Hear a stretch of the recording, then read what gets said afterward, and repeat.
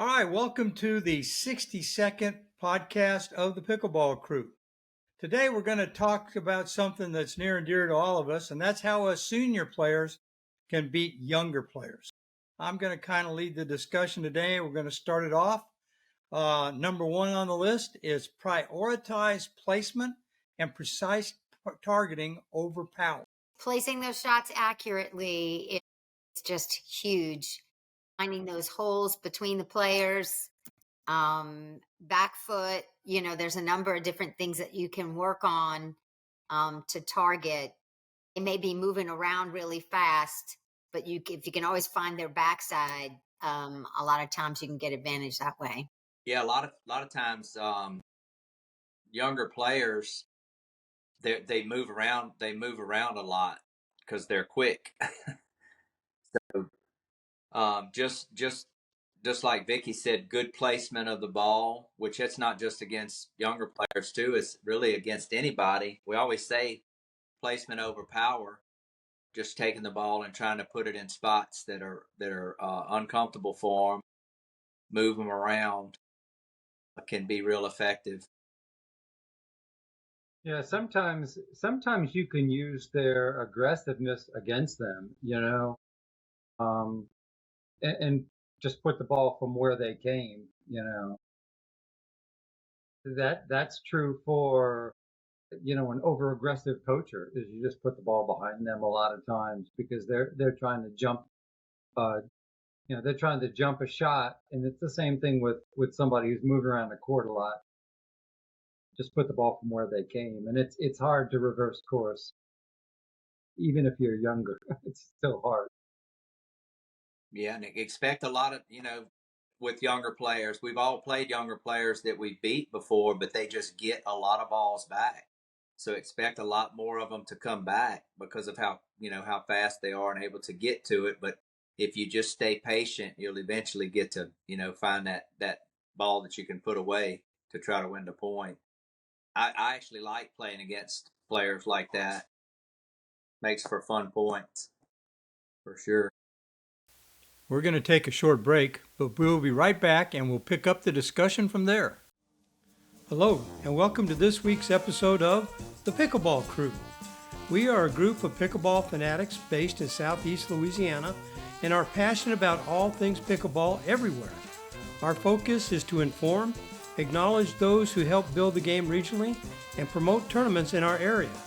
We do our best to present this with a love of the sport, a sense of humor, and a lot of fun. So join Vicky Wynn, Ken Wynn, Jeff Fuchsia, and me, Bud Klein, in our latest episode. We are glad you are along for the ride. All right, here's the one I know is near and dear to Jeff's heart. Keep the ball in play. Yep. I was just working yesterday. I told you I went out to Pelican Park, and I think that lady's name is Sharon. She was down there. They had 3 new players, a guy and 2 ladies, and she was down there helping them. And I'd seen her down there. I'd played a game or 2, so I knew she wanted to get in some games. So after I finished up the game I was on, I went down there and told her, I said, you go down there and play. I'll work with them for a little bit. And I was discussing it with those players. I said, all right. They were hitting a lot of flat shots, trying to hit shots too flat. And I just started talking to them about up and over, up and over. And with younger players, you keep getting balls back at them up and over. A lot of them are going to be ultra aggressive.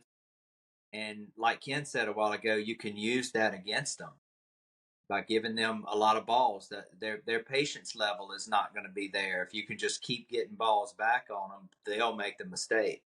I agree, Jeff. I mean, since you started harping on me, I know I've really tried and made a conscious effort now to not be as offensive as I am defensive. And somebody made the point, I don't know where I heard it the other day, but somebody said pickleball is a game of mistakes. And the fewer mistakes you make, the more you're going to win, obviously. I said that. You said that. That's what it was. Yeah. And that's really true. I mean, that is really true. Well, So this is another one that really is true, not just against a younger player, but against anybody. You know, it's keeping that ball in play until, you know, and that's the difference a lot of times between a 3-0 and a 4-0, or a 3-5 and a 4-5, is that, you know, you want to keep the ball in play until, you know, that ball is really above your shoulders that you're putting away, or well above your chest, you know, and not forcing an early shot, not forcing an early put away, which could result in the net or out. So take your time, stay in the point, move them around, and not try to go for the put away too quick. I mean, and in drills, we work on return a serve. We work on the third shot. We work on the fourth shot. You know, and there's reasons for that. And that's to extend out the number of hits before you know, end up in a paddle battle. And, you know, there's no reason why on the third shot, the fourth shot, whatever else, you have to go for the killer. Generally, like they say, the more patient that you are, there's always a better opportunity that comes up later on in the point. Well, this is especially true at lower levels. I challenge anybody that thinks they're playing higher level pickleball to keep track of the unforced errors and then winners. And you will see that the unforced errors far outnumber the winners. As you move up in level, keep track of just a pro match. Or if you're watching some higher level players, then you'll see that the unforced errors start coming down and the actual winners. You know, we've said this before, Vicky, you've heard me say this a lot coaching. I would rather pop a ball up Mhm. and somebody crush it back at me or my partner and then win the point than for me to go into the net. At least I'm making them hit another shot. So, along with what you were saying, Bud, if you can slowly change your mindset to stop trying to hit so many winners. Now, look, if you're some fantastic player out there and you're hitting winners left and right, hey, go for it. But I'm talking about most of us at the levels we play at and below us. That's a problem, is going too quick and forcing it before it's actually ready and making that unforced error. yeah, I know when I was really doing those player analytics videos, I noticed that depending on the level of play, the number of um, unforced errors decreased as the level of play went up, Yes, and sir. the number of winners increased. So you could just see the scales tipping the other way That's as you went absolutely. up in levels of play. Yep. I think that people that are a little overly aggressive will be surprised at the number of unforced errors. I don't think they think that they're making as many unforced errors. I think they think they're playing good pickleball. And until you have that kind of that paradigm shift in your mind to really slow the ball down, keep that ball in play, until you get that right shot, you're going to keep making unforced errors. And it takes a video review of your own matches sometimes for that really to To ring wake true. you up. Yep, you're I was, absolutely right, Ken. I was one of those people, Ken, until I started videotaping my matches. And then, I would keep track of the errors, and it was like, wow, I've got to try to cut those down. And then, like we've said, usually you keep track of it. Whatever team makes the most unforced errors usually loses the match. I would say that's probably 90% of the time or higher. Yeah, yeah. Just like Bud said earlier. I mean, it's really and I've had a lot of free time on my hands to watch a lot of pro pickleball tournaments, and I'll tell you, even at that level, the team that is a little overly aggressive tends to make more unforced errors at the highest level. We're talking 6-0, 5-5, 6-0, 6-5 level. the team that makes the more unforced errors is losing the match. Do some of those four shots get them a point? Yeah, every now and then, um, but really, in the long haul, the team that's a little more patient usually wins. And Ken, their adjustment a lot of times you'll see them. They'll call a timeout or in game two, and this is for us too. They'll say, all right, let's quit being so aggressive. Let's stop being so aggressive. Let's try to extend the points out further. And a lot of times that gets them back in the match. So, and can be the same thing for us. Because the more shots you get back, even if you stay off, we say this all the time too. You see balls watching a pro pickleball. Oh man, why didn't they attack that ball? Ooh, there was another one they could have attacked.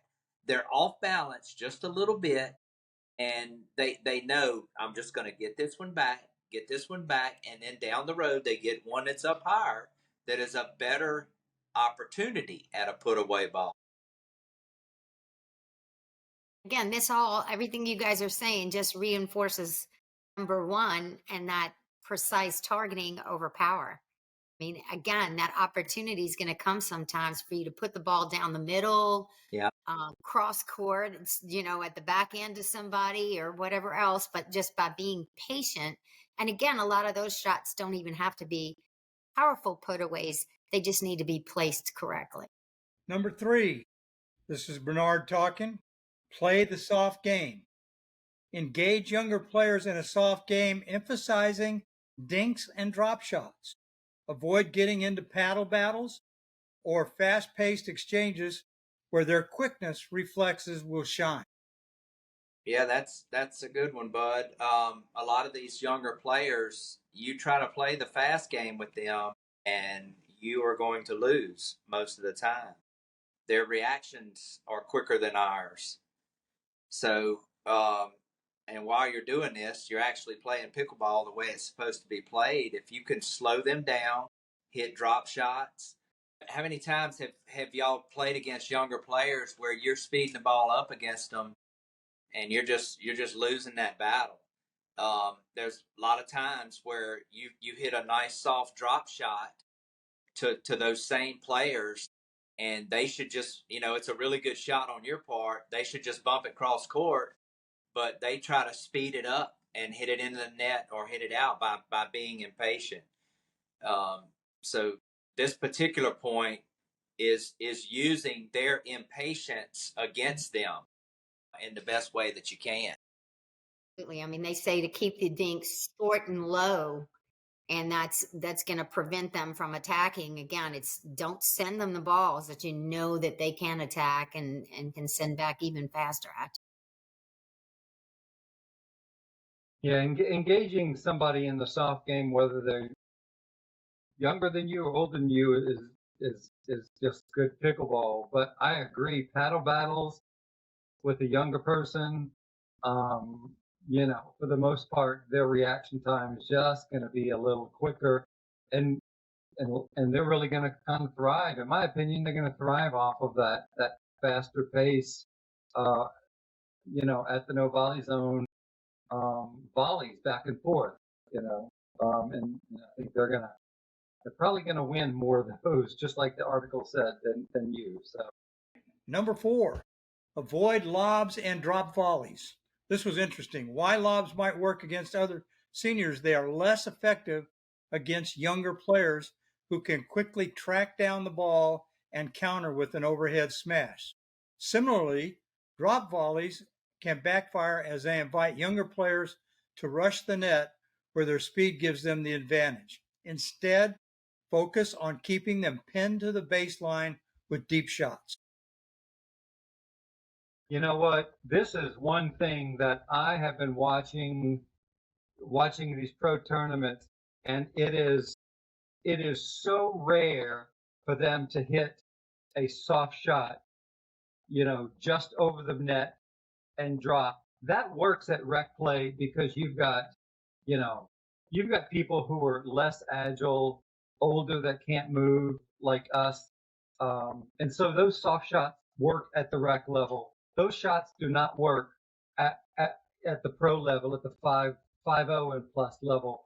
They are constantly keeping them back with deep shots, deep shots, deep shots until that other team either works their way in or they miss. So that's an excellent point. And I've seen it over and over again from just watching both rec play and pro level play. To me, Ken, the main point here is use those shots, use a lob and a drop volley every once in a while, but don't make it your go-to. Um, it's they're just they're I always put those in the novelty shot category. It's something good to have in your arsenal, but not the better, more. It's like saying, hey, cross court most of the time.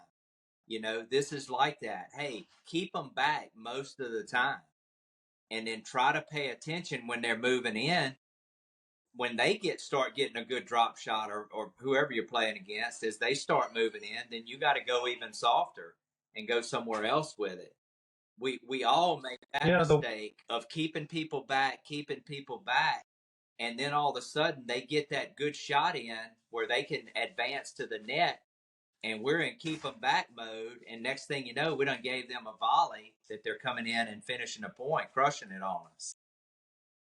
You really got to pay attention to that. Lobs against taller, quicker, more agile players, they're less effective because those guys can cover so much ground. So stay away from that with the younger folks. The one time I see a lob really being used at kind of the pro level is when you've got everybody engaged in a dink rally, and it's kind of, they take it off, they take a volley shot, they don't let it bounce, and it's a diagonal lob into the corner, and it just to pull that team off the line. But it's a high deep lob, and it's also kind of at a diagonal, so it's kind of bouncing and going off the court in a way. To me, that's what I've found to be what I've seen to be more effective at the pro level. But you've got to make sure that lob is high and deep, so your margin of error, is really small there. Now, I think that's true at all levels of play. If you don't, to me, I can't hit a lob within 3 feet of the baseline consistently. I can't do it. About half the time, it's halfway between there, and all I'm getting back is an overhead smash from the other guy. Right. So, and same thing with drop volleys. I can't consistently hit a good drop volley.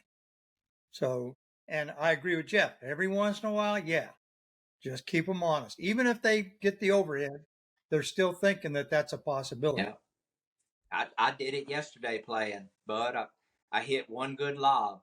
I hit a good lob, and I threw it in there at the right time. Well, then, like 1 or 2 points later, I threw another one in, and it got smashed.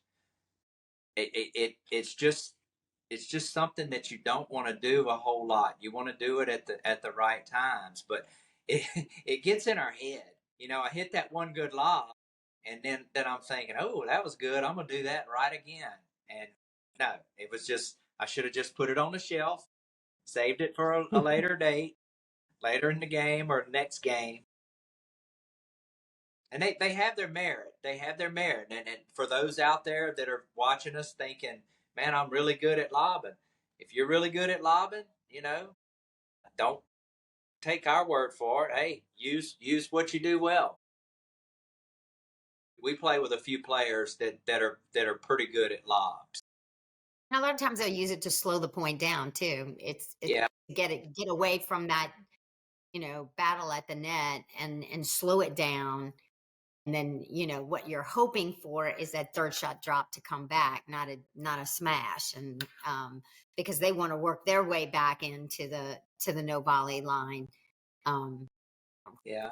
Rec play that maybe happens, maybe somebody fires off or that kind of thing. So may not work the way that you want it to, but I know that they use it a lot of times in the pros too, to just slow the point down. They know they're going to get to it, but it's given that minute to push them back and push them off and sort of start new once they make their way back up. I tell you, and people out there might be able to use this, and maybe it'll help turn a game around for them. I like to use a lob sometimes. All right, me and you, Bud, we're playing against player A and player B, and we're getting to the line, and we're getting in dink battles with them, but they're winning. They're winning a better percentage of those dink battles than me and you are. So it's obvious that particular match, maybe they're doing a better job of dinking than we are. So they get in a rhythm up there. We've been trying to outdink them. Throw a lob up. Wait till you're in good balance. They're nice and comfortable. And if nothing else, let's say you do it and it's successful. Now you're giving them one more thing to think about. The other time that I like to throw it in there is if our game is not going well. I'm gonna pick. A lot of times I'll pick the quickest player over there. That when they return, they really hustle to that line, and then I'll try that third shot lob over their head. We've been trying drop shots, and we're losing a higher percentage of the point or having trouble there. Just throw that in there to get them reversed, and I'm not saying it works all the time, but sometimes it can help you at least score a point, get the ball back and score a point, and try to turn the tide of the game and get it going in the right direction. Yeah, that third shot lob, that's about the only time I lob when I think about it, is on the third shot. Yeah. And it'll pay you to pick the most aggressive player over there, Bud. It's really hustling forward. Yep. All right, number 5. We talked about this before. Target their feet. When hitting your fourth shot or any volley, aim for the younger player's feet as they move toward the no volley zone. This forces them to make awkward returns and prevents them from gaining the upper hand at the net. That's my theory too. As people are moving up, you just go at their feet. I think that's good for any opponent, any age, but especially with the younger players. You want to be able to keep them back and keep them away. So they're going to be moving in a little faster, but if you can get it at their feet, that's just a great way to stop them. I know, Vicky, in our drills, when we're doing volley drills, I try to hit my volley so it's arcing down below the other person's knees when they have to return it. And when we do our transition zone drills, when I'm at the net, I try to hit it back at them so it's at their feet. Mm-hmm. Absolutely. And that's what they say. If you can use top spin, sometimes it doesn't even have to be that hard, but you just put a good bit of top spin on it and that downward towards their feet, it's going to be that much more effective. Well, the whole key here, y'all, in my opinion, is watching their placement on the court. If we're returning the ball and we've got them pinned back and they're back on the baseline or behind it, then you're trying to make that ball bounce at their feet, like what you're talking about. But then as those players start moving forward, let's say they're defending well and they're earning their way forward, you got to keep it at their feet, even if it's soft, because everybody can be more offensive off of a volley than they can if you make it bounce. That's why you always hear me saying, hey, we got to start making that ball bounce in front of them because we're feeding them too many volleys. And that takes paying attention, seeing what shot they've hit, how much you think they can advance. I always use Ben Foster. Ben Foster is so quick, and he does a great job of when you hit a shot, you think he's back, and you try to, just hit that shot where you're thinking you're still fixing to get it at his feet. And, man, that dude will cruise up to that net and get there quick in that transition zone where he can take that volley and punish it. So, the whole point here a lot of times is just as simple as, man, just pay attention and make that ball bounce in front of people.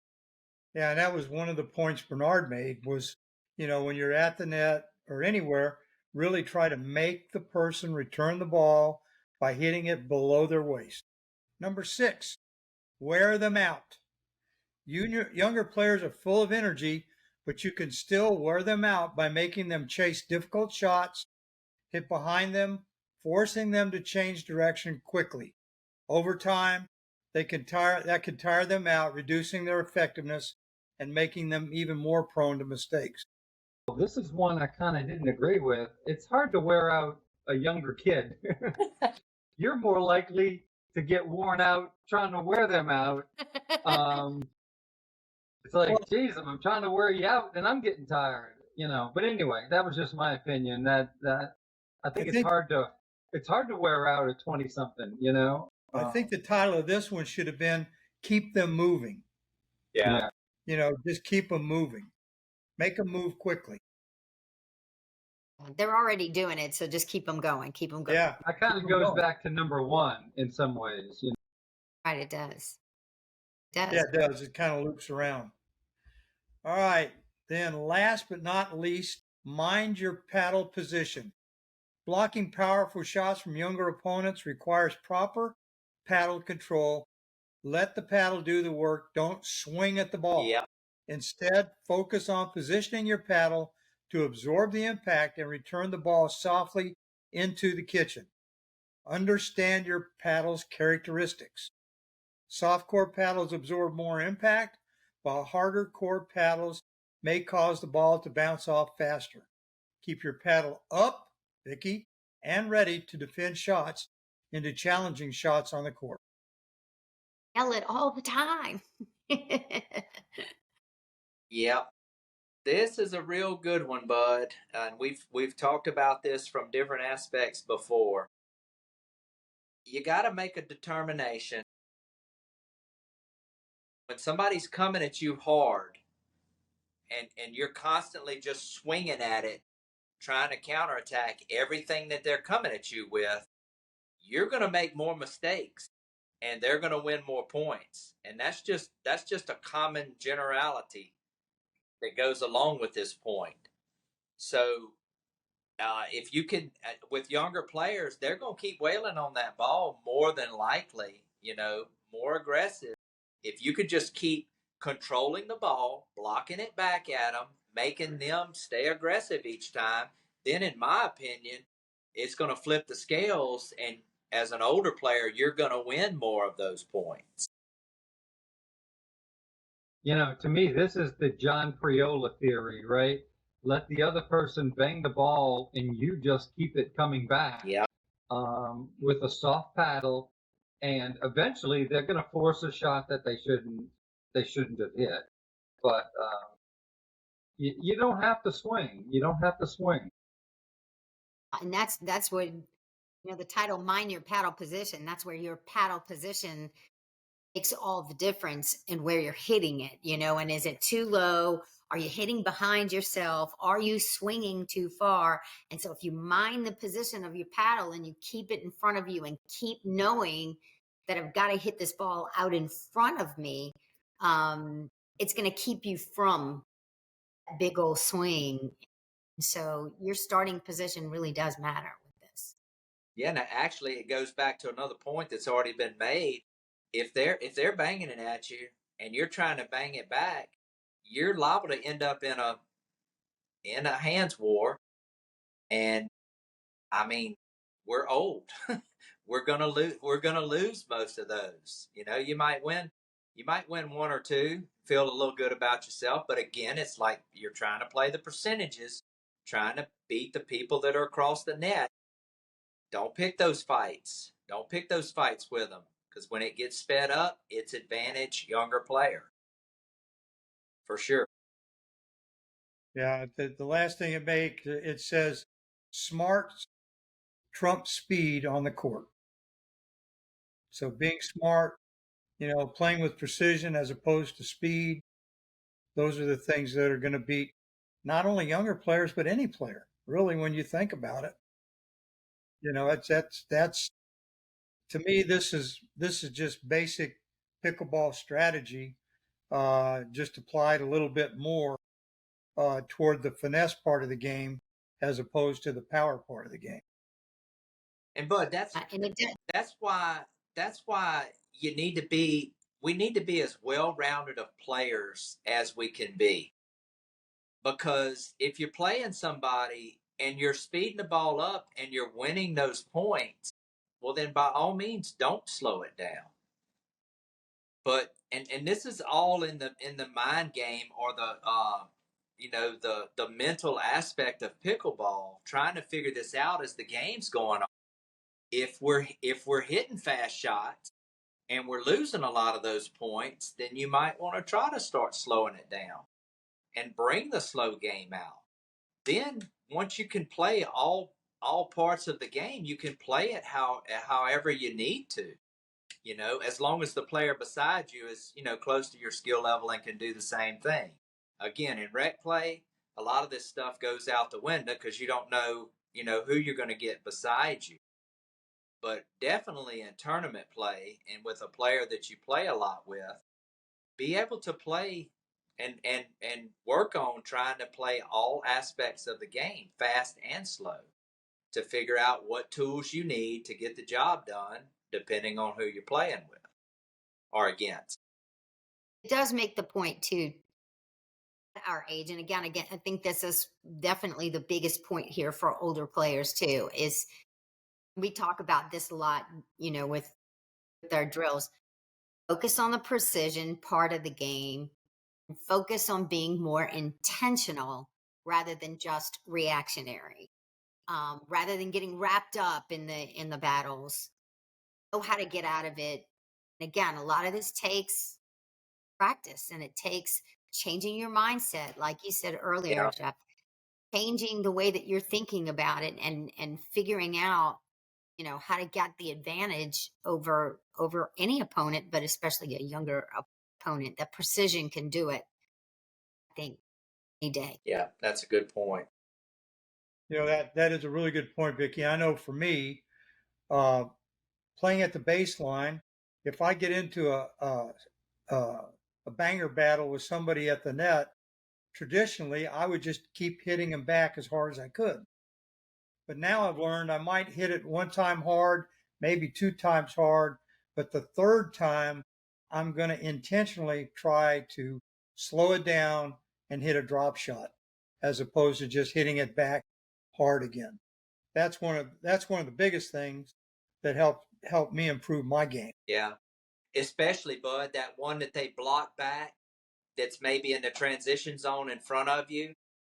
Mm-hmm. It's if you make the decision to hit it's such an easy drop, because it's they blocked it back, it's come back slow. You got to be able to pick that ball out. That ball is an easy drop, and you got two decisions. We've talked about this a lot. You can fire it from a low position back at those two players. You might get lucky and it go down the middle and you win 20-30% of those points. But if you'll pick that ball out, put it in the kitchen, your partner recognizes, hey, they're going to most of the time put that one in the kitchen. Now you slid up to the net, and instead of winning 20-30% of the time, you're going to win 50% of the time, because now you've gotten in better position to get yourself to the net. Doesn't sound like a whole lot, but these mindsets can really make games sway, especially games that are decided within, 2, 3, 4 points. And it's just got to be a mindset that you get to get over the hump, to get to that next level that you're trying to get to. Yeah, there's no doubt. I know for me, as I've learned and tried to improve my soft game, I find that the points I get involved with players at my same level, they last longer. Instead of serve, return, maybe a couple of shots in between, we can go, 7, 8, 10 shots before the point's won or lost. Yeah.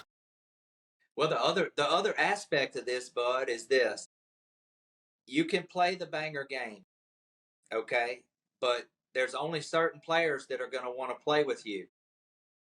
All of us that are trying to be better pickleball players, you're wanting to play with higher level players above you. And if you keep banging the ball, those guys don't want to, and ladies, they don't want to get in those type games because that's not how the game is played at the higher level. So it would be really good to catch on to this as soon as possible. And if you're not getting invited into higher level games, you need to take a hard look at your game. And this is probably one of the things that some of the people out there are doing. You're just playing too hard, too fast, too risky. I can just tell you, I'm not saying I'm the highest level player, but when I get in games where it's 2, 3, 4, 5 shots and the point's over because the other players on the court with me are too risky, I don't enjoy that game. I don't either. I'll play it, but I don't want to play that game. That's the way I feel when I play at one of the places I play at. Most of the people there are bangers. And I love pickleball. And to me, I mean, I enjoy pickleball all the time. Doesn't matter where I'm at. But I have a whole lot more fun at my outdoor place than I do somewhere else. Yeah. Because of that. I go to Pelican Park, and I know I'm going to get to play the soft game. That's what most people there play. I go the other place, I know I get to play pickleball. Yeah, which is better than not playing, but We all have those dream games that we want to play in, and you want to seek those out as much as possible, especially when you're working on your game. I want to just say that I truly appreciate the last little paragraph in here because it says, finally, remember that pickleball isn't just a physical game. It's a mental one too. Yeah. Use your experience, stay calm under pressure, and make every shot count.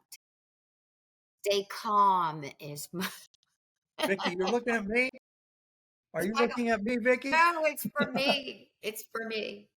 You've had to coach me now just saying, stay calm, stay calm. Stay calm. Yep.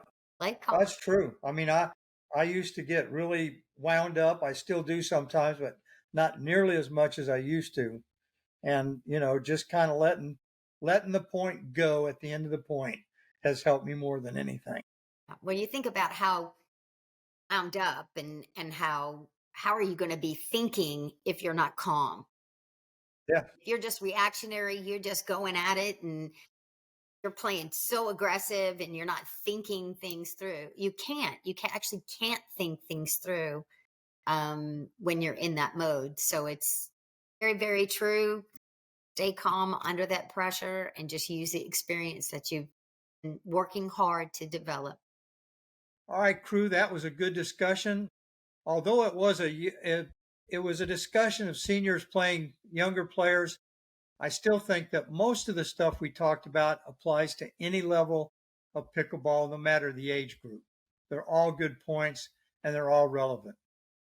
So now we're going to take time out. We haven't done this for a while, but we're going to show you a coach's minute. And when we come back from that, we'll continue on. Take a time out for a coach's minute. Hey, welcome back to another episode of Coach's Minute. Today we're going to talk about return a serve. And some of the key points are being in a ready position and having a compact swing. A lot of people, especially coming from a tennis background, want to still take a full swing. That just creates a greater margin of error. So Jeff's going to serve a few, and we're going to show you some of the keys to a successful return a serve. Now, before Jeff serves, if you notice, the one thing I like to do, I want to stand a good 2 feet behind the baseline. Why? And I want to be on my toes and in a ready position because it's easier for me to move forward, return the serve, and then follow my serve in. If I'm too close to the baseline and Jeff hits a deep serve, I now have to stand back to hit it. My momentum is going back. So, Jeff, serve a couple. We'll be on a ready position. So I'm on my toes, I'm ready to go, and then I'm moving in behind my serve. So some of the key points here, ready position, you want a compact swing, pickleball is played in front of you, don't take a full swing, and when you return the serve, that gives you the momentum to follow it in. Your partner's up at the no volley zone. My goal, my number one goal, is to get a successful deep return to serve and join my partner up at the no volley zone. And now it's time for Ken and his tournament previews. Hot off the press, it's time for Ken's tournament previews. Okay, thanks, Bud. Let's start with September 14th, 15th. This is the New Orleans Paddle Battle at the New Orleans Hilton Riverside. Go to pickleballbrackets.com to register. It's $60 per person, and registration closes September 13th. Same weekend, September 13th through 15th. This is for the love of the Y at the YMCA Lamar Tennis Center in Baton Rouge, Louisiana. Go to pickleballbrackets.com to register. This is a fundraiser tournament with all of the proceeds going to help to expand the Y's community outreach program. If either tournament, but if you've got to, they're both good causes. But that supporting that Y would be a fun event for the weekend. September 20th, 21st, Laurel MLP, Daphne Park in Laurel, Mississippi. Scan the QR code to register. The same weekend, September 21st, 22nd, is the Pelican Park Fall Classic in Mandeville, Louisiana. We'll put the URL at the bottom of the screen. It's basically pelicanpark.recdes.com. There's gender doubles and mixed doubles. This is a Saturday and a Sunday tournament. September 27th through 29th, the third annual Bubba Hart Memorial at the Graywood Golf and Racket Club in Lake Charles, Louisiana. Go to pickleballbrackets.com to register. Registration closes September 20th. September 27th through 29th, this is the Canebrake Kitchen Classic at the Canebrake Pickleball Facility, Hattiesburg, Mississippi. Go to pickleballbrackets.com to register. The same weekend is the National Pickleball Daphne Classic at W.O. Lott Park, Daphne, Alabama. Also, go to pickleballbrackets.com to register. October 4th through 6th, this is the West Feliciana Pickleball Classic Fall Fling at the West Feliciana Sportsplex, St. Francisville, Louisiana. This is a mail-in flyer. Check the local Baton Rouge Facebook pickleball groups. We'll put the flyer on the screen, or call David Parker II at 225-245-1892. We'll put the phone number at the bottom as well. The same weekend, October 4th through 6th, is the Louisiana Senior Games. This will be at Stacks Pickleball, Baton Rouge, Louisiana. We'll put the URL at the bottom of the screen. Look, this is a qualifying year for nationals, which will be held the summer of 2025 in Des Moines, Iowa. October 19th, 20th is the Mississippi State Championship at Pops Ferry Park in Biloxi, Mississippi. Go to pickleballbrackets.com to register. Registration closes October 13th. October 25th through 27th is the Hollow Wheel annual charity tournament in Baton Rouge, Louisiana. As far as now, registration has closed. We're going to put a URL at the bottom of the screen. As people have to drop off because of commitment, because of injuries, they're only pulling people from this wait list. So write that down, go to that URL, sign up for the wait list if you really want to get in the tournament. If you know of somebody that needs a partner and they're already registered, get on the wait list so they can pull you into the tournament. November 2nd, the Jones Pickleball Classic at the Jones Tennis Center in Ellsworth, Mississippi. Go to pickleballbrackets.com to register. Registration closes October 27th. It's $50 per person. November 2nd, this is the Patriot Pickleball Tournament, Coquille Rec Park, Covington, Louisiana. We'll put the flyer on the screen. This is for 3-0 and 3-5 level only. It is gender doubles and mixed doubles. Also, November 15th through 17th, this is the World Pickleball Tour at Breck Greenwood in Baker, Louisiana. Go to pickleballbrackets.com to register. Registration closes November 10th. Also, November 16th and 17th. Swinging for the Stars, Pops Ferry Park, Biloxi, Mississippi. Go to pickleballbrackets.com to register. And that is all we have for tournament preview. Back to you, Bud. Thanks, Ken. Good previews. Everybody, sign up for some of those tournaments and get out and play. I think you'll really enjoy it. And now, if nobody's got anything else, I think it's time to say goodnight. Good night, everybody. Night. Hey, from the Pickleball crew, thanks for watching, and we'll see you all next week.